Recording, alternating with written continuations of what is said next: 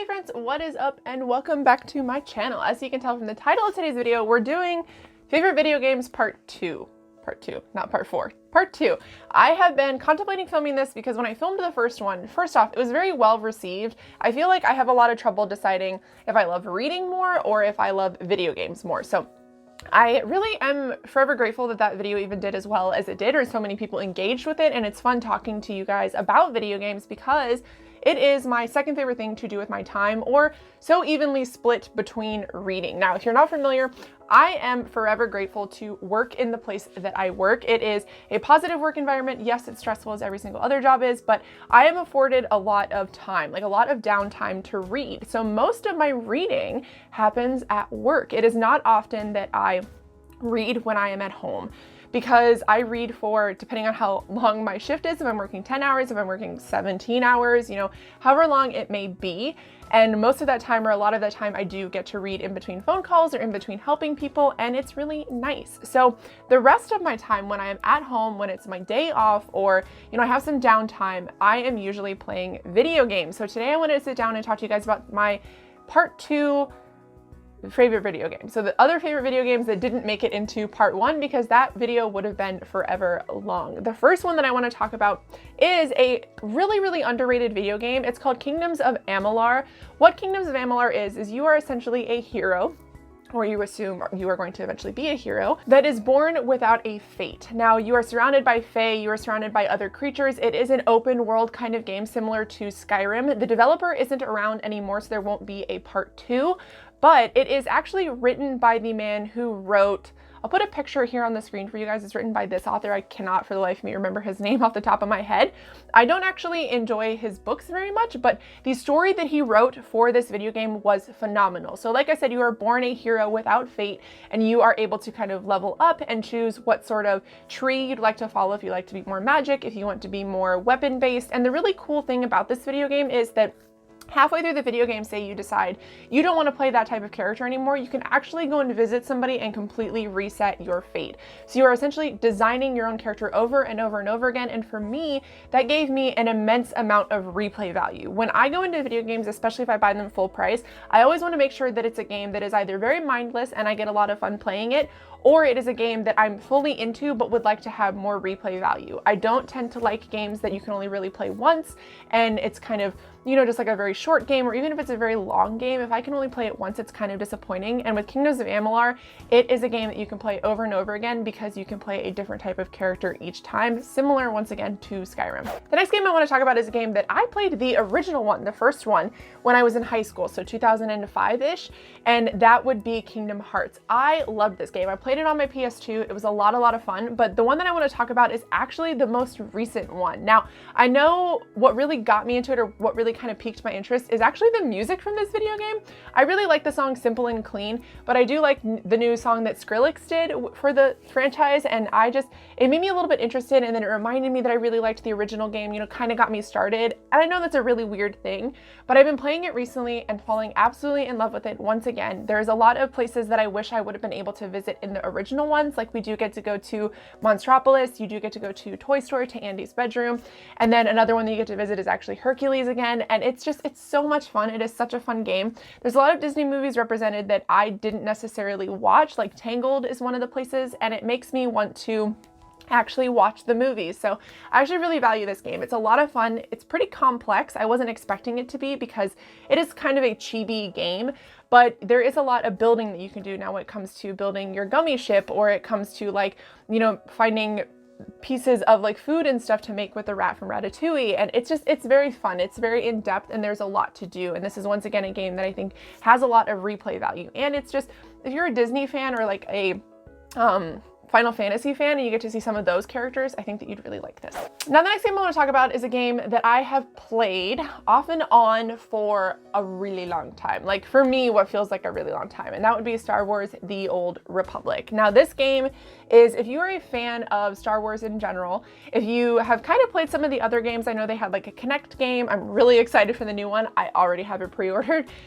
You'd really like this. This is more of an in-depth. It is an MMORPG, so it's a massively multiplayer online, so you play with a bunch of different characters. You can join like guilds and stuff.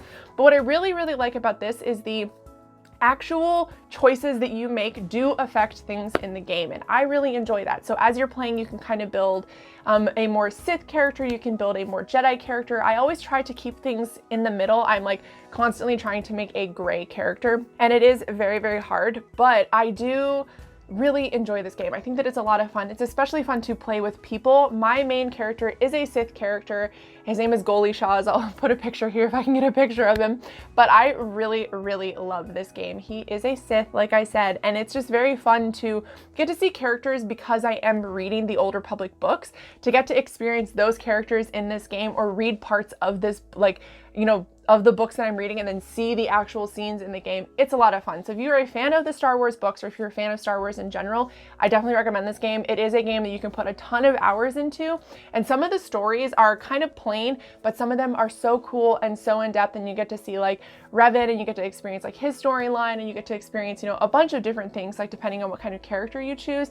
It's very open world. It's very like build your own kind of experience, and I really value it for that. It's definitely a game like WoW that you can just play for hours and hours and hours on like your days off. So if you're looking for something kind of mindless that has a lot of story to it, you'd really like Sweater.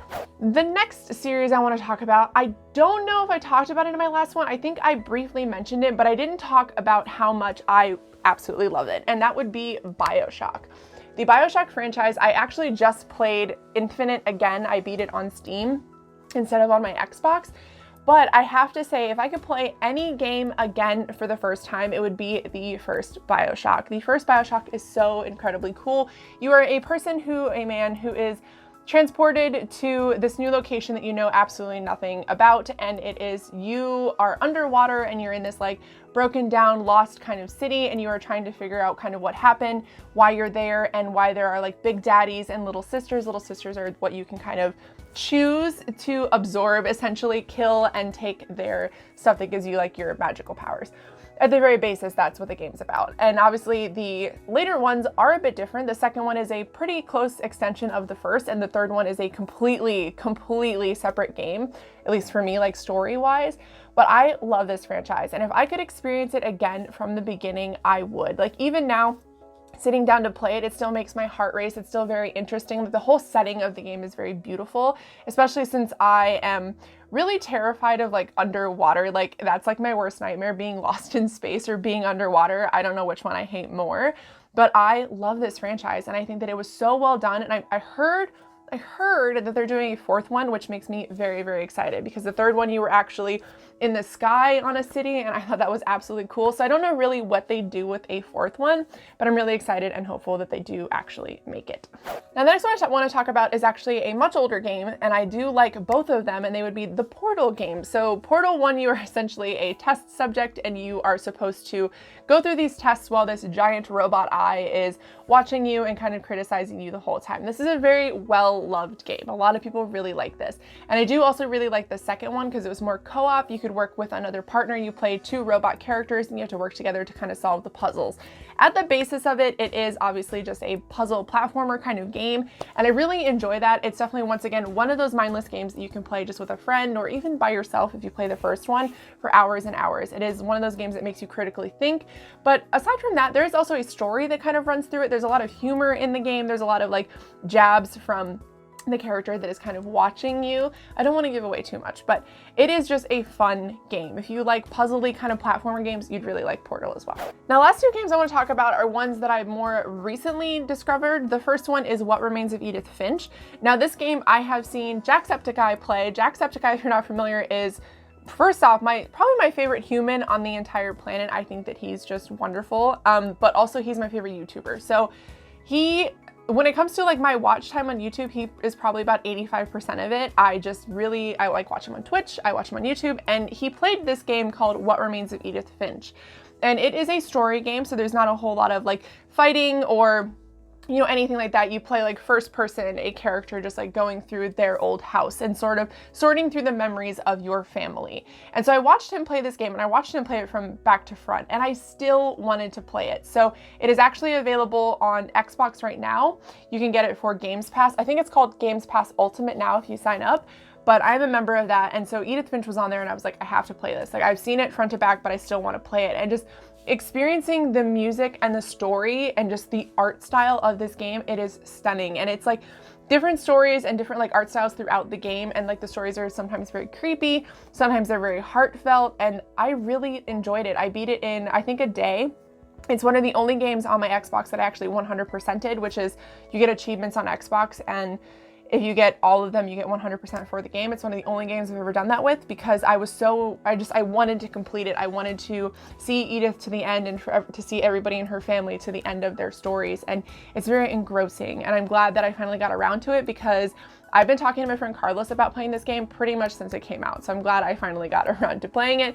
And if you like those kind of games, like the Telltale games or those kind of stuff, I think you'd really like this one as well. Now, the last game I want to talk about, I also can't remember if I mentioned last time, but it is another game that I play on Steam pretty regularly. It's actually the game that I have considered streaming on Twitch for people to watch, like for my subscribers to watch, and it would be Firewatch. Firewatch is about our main character. His wife gets Alzheimer's, and she goes to live with her parents back in Australia. And he's much older, he's in his 40s, maybe his 50s. And he goes to become a Firewatch, which is, if you've ever seen, or if you've seen the trailer of it, or you see in the picture here, there's these towers that are in the wilderness of this, forest that they're kind of guarding. And what they're supposed to do is live in these towers, and if they see a fire, they're supposed to report to somebody. And there's a woman who's also there who is the person that he reports to. And he kind of strikes up a friendship with her, and they just talk back and forth between their walkie-talkies.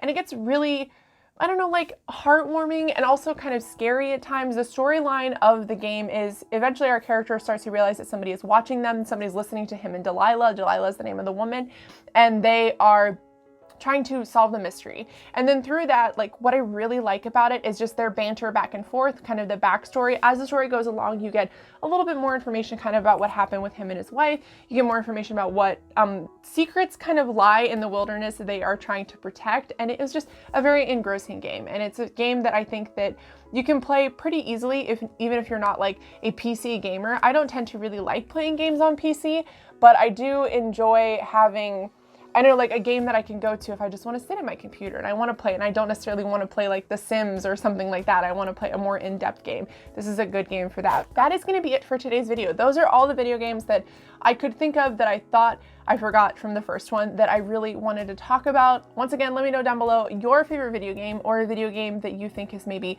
underrated that a lot of people don't talk about, or a video game that you think that I might really like. But I love you guys so much. Thank you for watching this video, and I will see you guys in my next one. Bye.